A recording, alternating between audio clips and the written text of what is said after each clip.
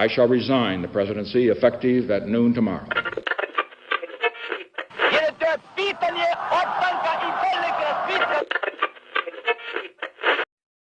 Sejam todas e todos muito bem-vindos a mais um episódio de Mundo de História.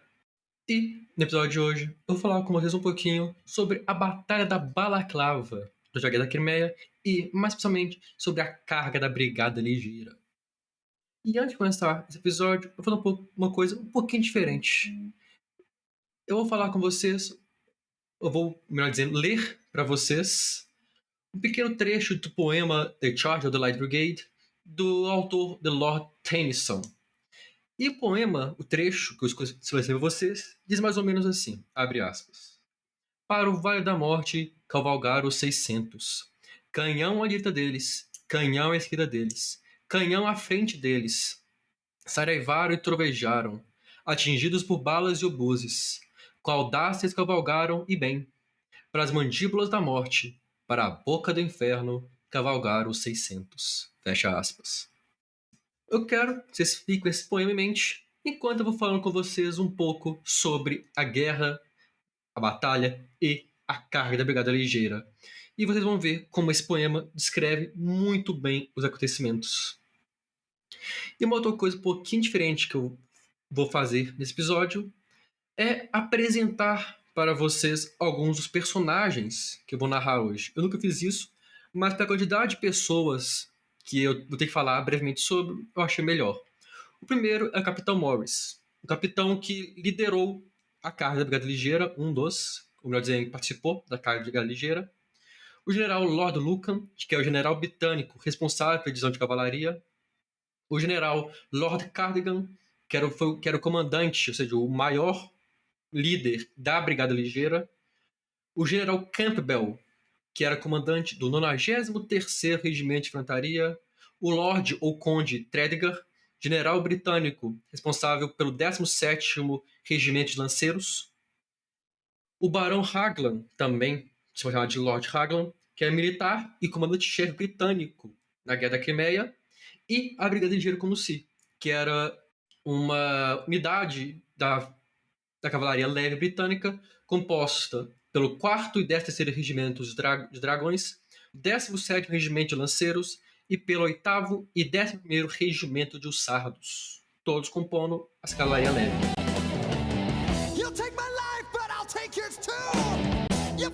E antes de falar da Batalha da Balaclava em si, eu tenho que falar com vocês brevemente sobre a Guerra da Crimeia. Durante o século XIX, nos meados do século XIX, o Império Russo, comandado pelo czar Nicolau, tentava aumentar a sua influência nos Balcãs e no Mediterrâneo, especialmente influência com os cristãos ortodoxos. Esses que foram considerados pelo Império Russo como protegidos por eles mesmos. Ou seja, o czar se considerava protetor de todos os cristãos ortodoxos e das terras importantes, das terras sagradas para os ortodoxos, incluindo as terras que ficavam em Jerusalém, na época sob o domínio otomano. E a disputa por influência chegou ao seu limite em 16 de outubro de 1853, quando o Império Otomano, apoiado pela França e Reino Unido, declarou guerra à Rússia, dando início oficial à Guerra da Crimeia. Apesar de ser um tema interessante, deixarei para tratar a guerra em si em outro episódio. No de hoje, eu quero falar especificamente da Batalha da Balaclava. Balaclava é uma região e, no caso da batalha, especificamente um porto que fica no sul da Crimeia. Para quem não sabe, Crimeia é aquela península que fica ao sul da atual Ucrânia, que é inclusive disputada pela Ucrânia e Rússia, e ao sul dessa península, a mais ou menos 12 quilômetros de Sevastopol, nos importantes portos russos, ficava o porto da Balaclava. E no contexto da guerra, o Reino Unido e seus aliados já ocupavam aquela região e utilizavam o porto para conseguir suprimentos. E os russos sabiam muito bem que, se eles dominassem e recuperassem o porto, eles dariam um grave golpe contra os seus inimigos. Não é à toa que separaram um exército de mais de 25 mil soldados de infantaria e cavalaria com dezenas de canhões para atacar esse porto. E em 25 de outubro de 1854, a Batalha da Balaklava, ou de Balaklava, justamente começa. Inicialmente, os russos tiveram sucesso, com uma forte pressão, conseguiram tirar sua cavalaria de uma forma extraordinária, de uma forma muito eficiente, para começar o avanço. Porém, a maré de sorte russa não duraria muito. Sir Colin Campbell, general que comandou o 93º Regimento de Infantaria, conseguiu dar as ordens certas, comandar de maneira decisiva os seus soldados e para fazer uma heróica defesa de suas linhas. Ele teria dito, abre aspas, lembre-se, não há retirada. Vocês devem morrer onde estão de pé, fecha aspas. Essa fala assustadora, certo ponto até motivacional para algumas pessoas, funcionou. Porque voleio atrás de voleio, ou seja, a cada rajada de bala que o 93º Regimento disparava, os cavaleiros russos caíram, até serem basicamente dizimados. E é interessante, porque é justamente essa derrota russa que vai nos levar à carga da Brigada Ligeira. Por quê? Porque enquanto os russos, derrotados nesse primeiro ataque, partiam em retirada e tentavam recuperar as armas as armas pesadas que estavam no campo de batalha, passou a ter uma discussão na passou a ter uma discussão nas linhas britânicas se a cavalaria britânica deveria ou não avançar. Depois de muita discussão, decidiram avançar e a carga da Brigada Ligeira teria início. Lord Lucan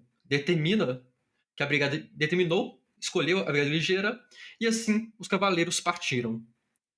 Porém, a carga não seria fácil. Apesar de uma distância relativamente curta entre a Brigada Ligeira e os russos que recuavam, o terreno era propício, mais propício para os russos, porque era basicamente um grande alvo para a sua artilharia. E, mesmo sabendo disso, os britânicos avançaram por heroísmo, coragem, uma certa ignorância, não sabemos. Mas o fato é que eles avançaram, foram massacrados e feridos. E, mesmo exaustos, eles conseguiram recuar, mas já era tarde demais. Dos 673 homens que avançaram, 113 foram mortos e 134 foram feridos.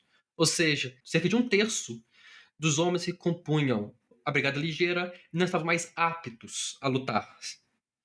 E, fora esses mortos, mais de 500 cavalos perderam a vida. O poema que eu li para vocês no começo fala muito isso. Fala que tinha canhões à direita, à esquerda, na frente deles, que saraivavam, trovejavam, que foram atingidos por balas, mas que eles cavalgaram para as mandíbulas da morte. Então, mesmo enfrentando todos esses problemas, eles avançaram. O seu avanço deu a eles uma honra e uma glória que foi imortalizada pelo poema, foi imortalizada pela música The Trooper do Iron Maiden, que inclusive foi a banda e a música que me fez conhecer essa história. Fica aí a indicação para escutarem, ou pelo menos para lerem a letra da música, vale muito a pena. Mas apesar dessa imortalidade conquistada, a carga foi falha. Ela não teve efeito nenhum no combate às tropas russas, que conseguiram se recuperar.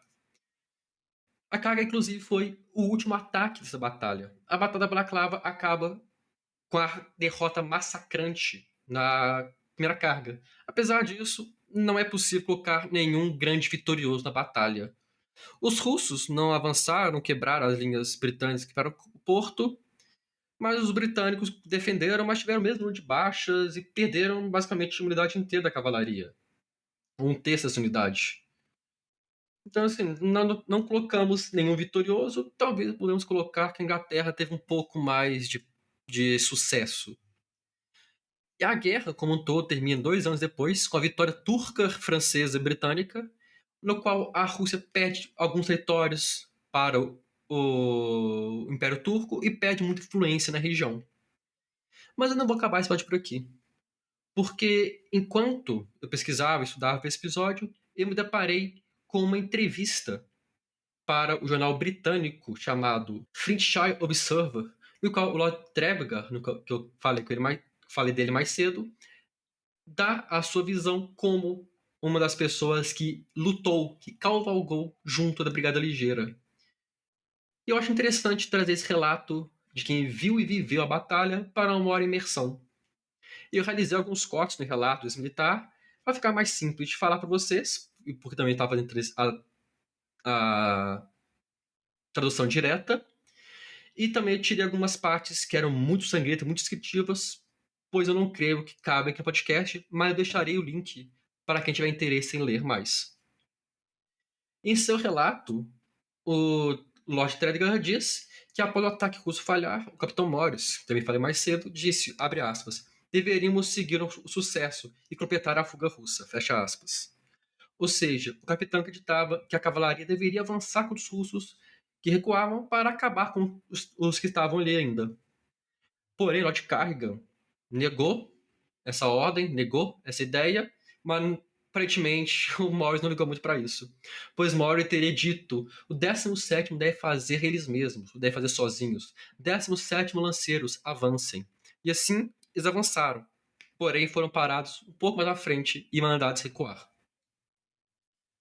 Mas não passou muito tempo até que Lord Threadgar recebeu a ordem para avançar junto com seus colegas em direção às tropas russas. E o Threadgar narra, abre aspas, a primeira bomba explodiu no ar, aproximadamente 100 jardas à nossa frente. A próxima caiu na frente do cavalo de Nolan, explodindo ao tocar o solo, fecha aspas. Threadgar viu seu amigo cair morto um pouco mais à frente. E o narrador diz ainda que quis avançar 200 ou 300 jardas, algo que fica entre 180 e 270 metros, sendo constantemente atacados pela artilharia britânica, pela artilharia russa. E alguns relatos dizem que até mesmo chegaram a ser flanqueados pela infantaria russa. Então eles estavam realmente cercados, tomando tiro de todos os lados. E comenta também que aos poucos os cavaleiros passaram a acelerar seus cavalos, a fazer os cavalos correr ainda mais rápido, à medida que se aproximavam das armas russas. Terga narra como, enquanto avançava, percebeu que um russo em sua frente apontava seu mosquete diretamente para ele. E narra ter visto o inimigo acionar o gatilho. Apesar disso, a bala passou ao seu lado, porém, não sem causar uma vítima. Um colega de Terga, que estava à sua direita, recebeu o tiro em cheio em seu peito, caindo morto no solo. E o Threadgar finaliza o relato dizendo que, ao retornar para a base, após quase 300 baixas entre mortos e feridos, ele, com apenas 22 anos, era o oficial mais graduado, mostrando como esse ato heróico de coragem foi massacrado. E fica o questionamento se foi ou não um ato de herói, se foi um ato heróico, ou se foi uma loucura por uma má comunicação ou uma ordem extremamente mal dada. Pois, querendo ou não, centenas de vidas foram perdidas. Eu trouxe esse dado para vocês, pois eu acredito que muitas vezes nós estudamos as guerras, Primeira Guerra, Segunda Guerra, Guerra do Paraguai, etc., e ficamos por isso. Nós não pensamos muitas vezes nas pessoas por trás dessas guerras. Eu quis trazer esse dado justamente para isso, para mostrar que a guerra tem rosto. Tem rosto, tem nome, tem família. E as guerras destroem rostos, destroem as famílias. E uma forma de nós lembrarmos disso é relendo os relatos para que nós lutemos de maneira pacífica, posso dizer, contra as guerras ou contra os conflitos que parecem cada vez mais frequentes no nosso mundo.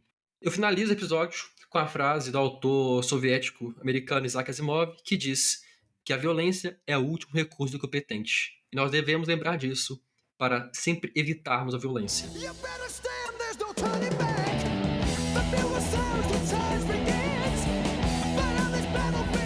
Eu agradeço a todo mundo que escutou o episódio até aqui. Espero que tenham gostado desses episódios um pouco mais curtos. Espero que estejam sendo interessantes e, de certo ponto, didáticos. Nos siga no Instagram, comente lá o que você achou do episódio. Dúvida, sugestão, pode mandar na DM, no comentário, que sempre que eu tenho tempo eu respondo. Se você tiver interesse e condição de nos financiar, você pode fazer isso pelo Catarse, tá lá no nosso Instagram, @Mundo de História, ou pode também mandar um Pix, tá tudo lá explicado. Se você não tiver condição de nos financiar, você ainda pode ajudar compartilhando esse podcast com seus amigos, familiares, dando aquela curtida, botando story. Mas só de só escutar, eu agradeço imensamente e espero ver todos vocês no nosso próximo episódio. Uma boa noite e até mais.